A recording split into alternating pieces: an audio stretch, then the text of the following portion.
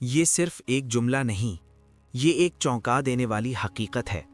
ذرا سوچو، وہ شخص جو اذان سنتا ہے مگر قدم نہیں بڑھاتا، جو وقت رکھتا ہے مگر نماز نہیں رکھتا، کیا اسے معلوم ہے کہ وہ کس آگ کی طرف بڑھ رہا ہے؟ نماز اللہ سے جڑنے کا واحد مضبوط رشتہ ہے۔ جب یہ رشتہ ٹوٹتا ہے تو دل سخت، روح بے چین اور گناہ آسان ہو جاتے ہیں۔